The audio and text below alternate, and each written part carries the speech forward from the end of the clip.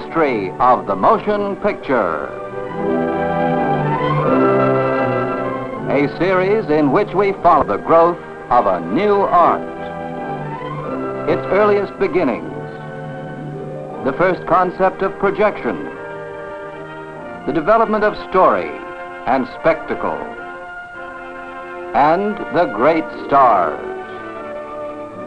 All a part of the history of the motion picture. The Fun Factory was a place where wonderful raw materials, custard pies, Keystone Cops, and beautiful bathing girls were assembled onto celluloid, packed into cans, and sent forth to make the world laugh. On the label, one name, Max Sennett. And in a minute, we'll see how Sennett ran the production line.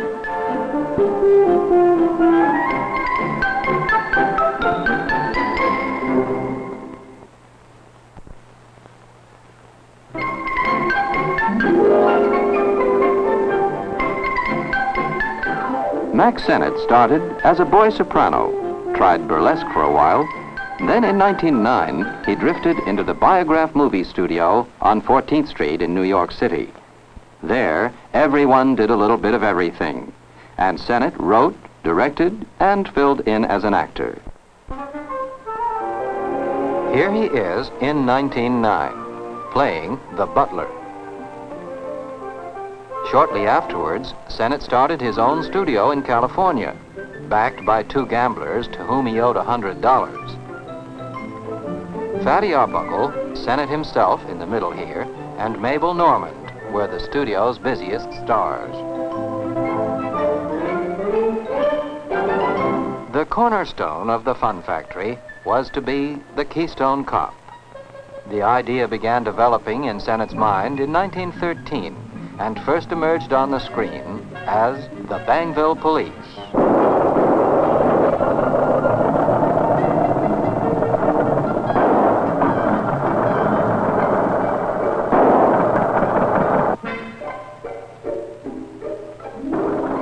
The Bangville Police were a country constabulary. The city uniforms and the police desk were to come the following year. But the antics were already unmistakably those of the Keystone Cops.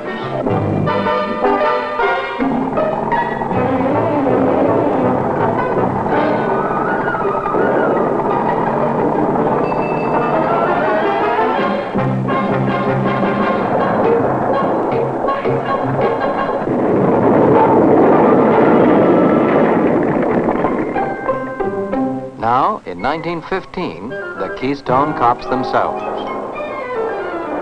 The plot? A girl and a boy are trying to elope by boat, taking with them a justice of the peace. Her father, played by Ford Sterling, wants to stop the ceremony.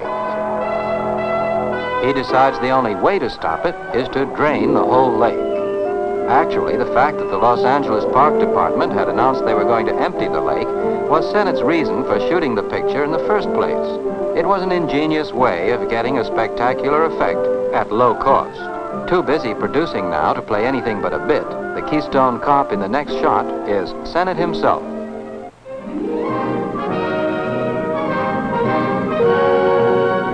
The Sennett comedies were rarely subtle. Pratfalls, mud, and frantic confusion. Two reels of organized chaos, from which not even the stars were exempt.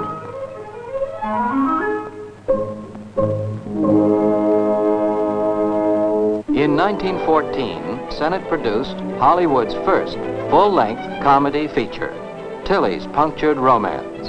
The star, Marie Dressler, at that time a bigger name than Charlie Chaplin, who played a supporting role along with Mabel Normand.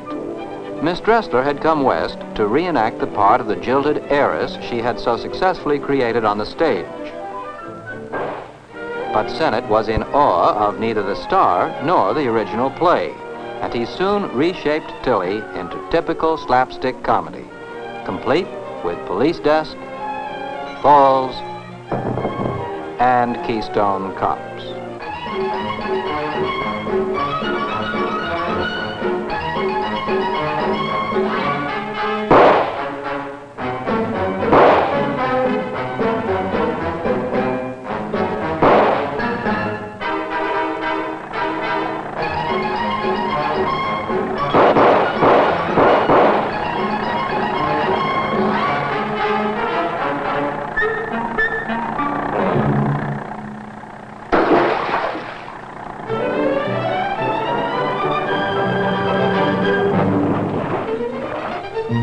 Despite her strenuous efforts as Tilly, Miss Dressler did not find a career in silent films.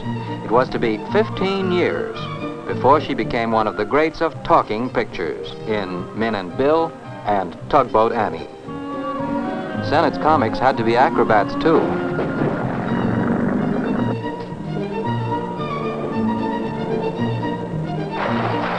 Watch these cops dive in the surf. Sennett directed Tilly himself. However, he and Chaplin, whose stature was growing rapidly, began to have conflicting ideas on how to create comedy. And Chaplin soon started directing as well as starring in Sennett two-reelers.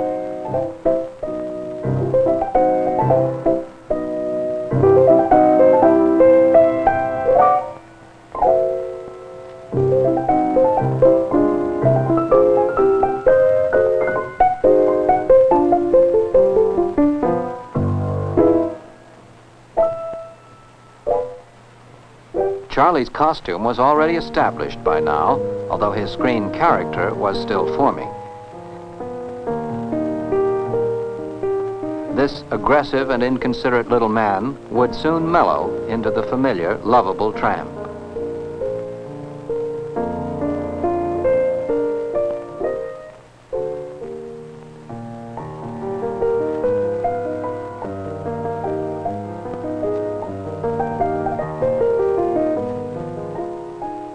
Max Swain, another Keystone great.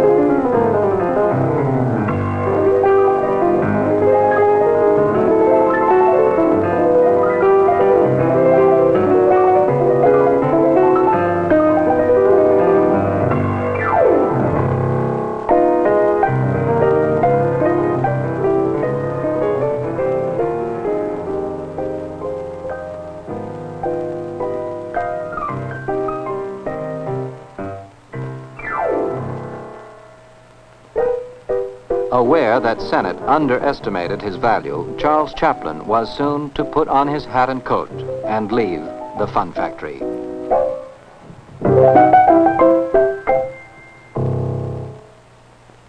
In a moment, more of the Max Sennett story.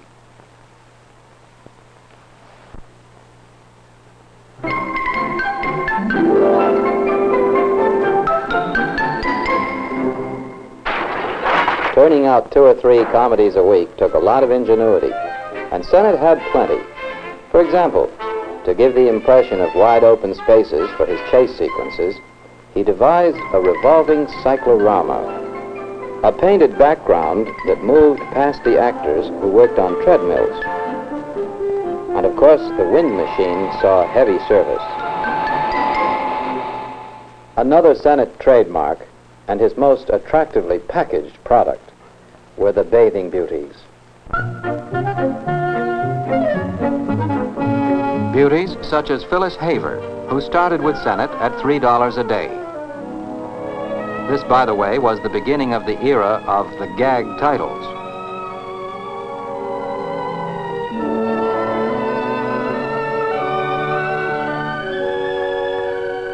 Never before had so much girl been exposed to so many people. The costumes were condemned by indignant women's clubs, but moviegoers loved them.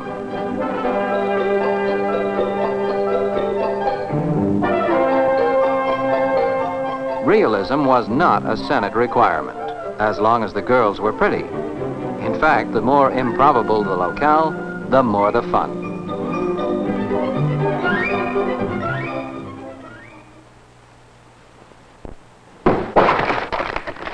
This energetic young lady broke into films when she was only 16 and was soon working with Sennett. Though not one of the bathing girls, she was beautiful and versatile. Equally at home, fending off the attentions and jewels of Wallace Beery, or flirting with ingenuous Bobby Vernon.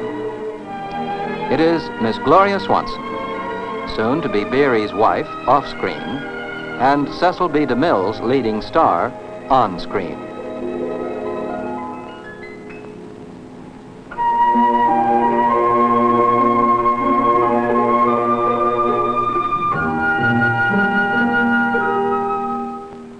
Carol Lombard started in the beauty department of Sennett's Fun Factory too.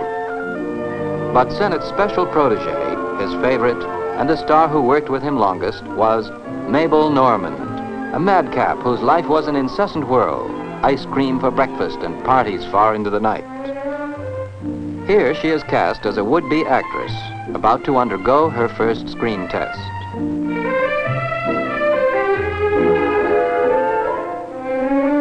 A natural comedienne, one of Hollywood's finest, Mabel was the Lucille Ball of her day.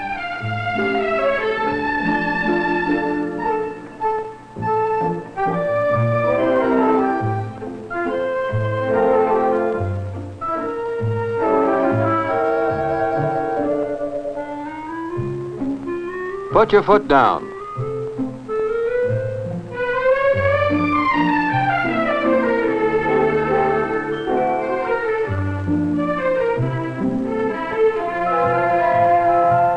Sennett produced several full-length features starring Mabel.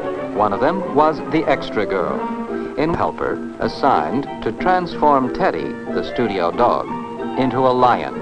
The real lion has proved too ferocious to play in the key scenes. While Mabel is off getting the dog lion a drink, the crew takes him off to the set.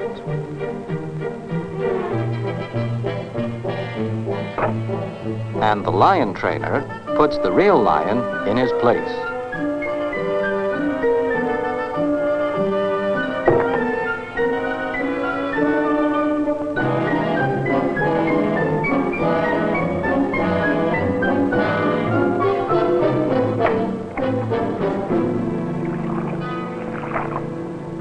Mabel, unaware of the switch, has such trouble getting the water to Teddy that she decides to take Teddy to the water.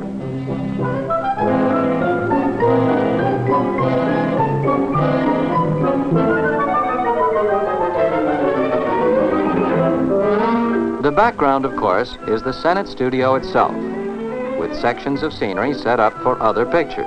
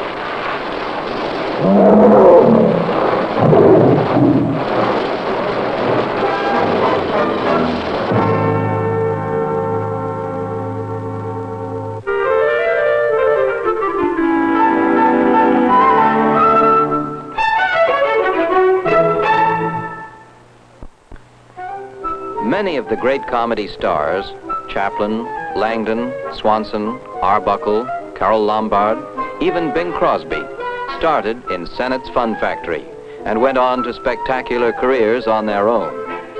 But faithful, cross-eyed Ben Turpin stayed with Mac right through the 20s. Here's a sequence from The Daredevil in 1924. The director is showing Ben how to throttle the villain.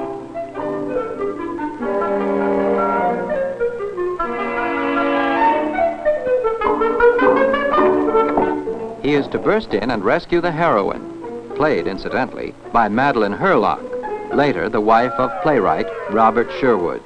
Sennett uses Madeline here to make fun of the movie queens who exuded glamour in the most unlikely situations.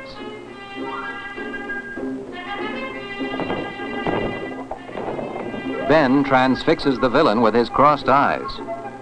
He originally crossed his eyes as a bit of business, but somehow they got crossed so permanently that an insurance company wrote $1 million policy against their uncrossing.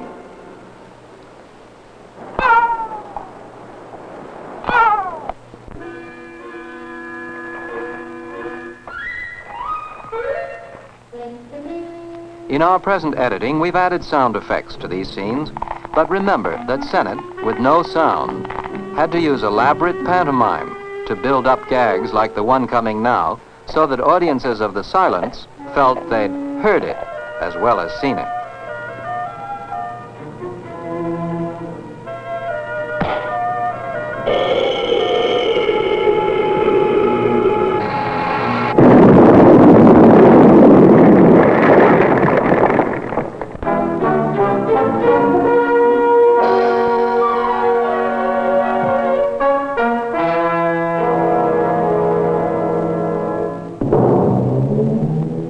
A neat piece of business, so watch Sennett use it again, with variations.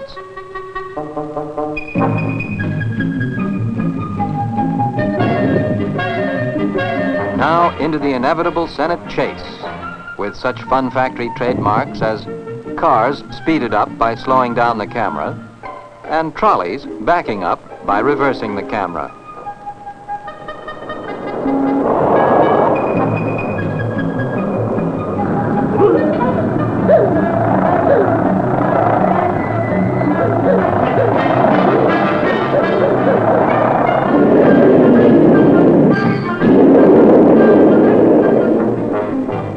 No action. Make him do something.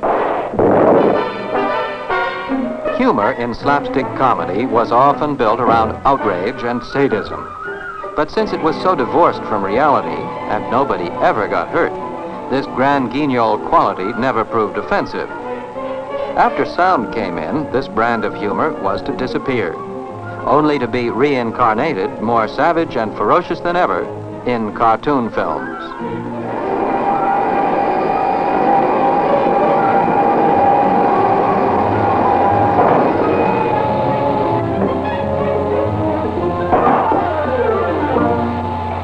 In The Daredevil, Sennett is lampooning his own methods of covering actual outside events and exploiting them in his scripts. It's a fire, boss.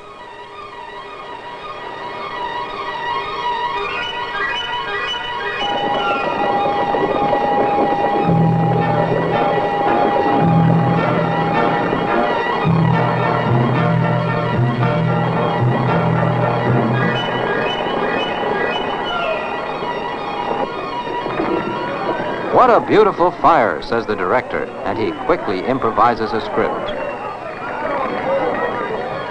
Where's the stand-in? Back in the tank.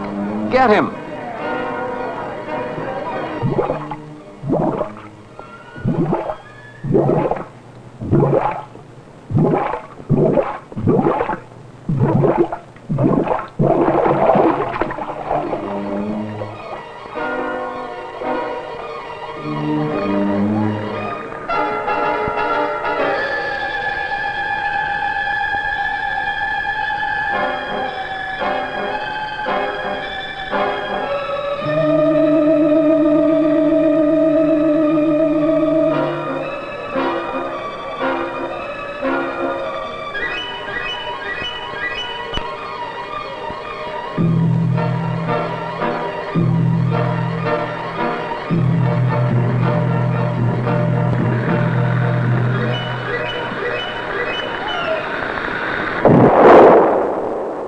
Sennett was always losing his biggest names just as they were proving most useful. When sound came in 1928, he had no big names left, merely a successful format. But it was a format that was soon to be rendered old-fashioned by the new medium of talkies, in which the sight gag was now almost dead. Sennett's activities dwindled, but he left the screen a wonderful, rich heritage of visual humor that has never again been equaled.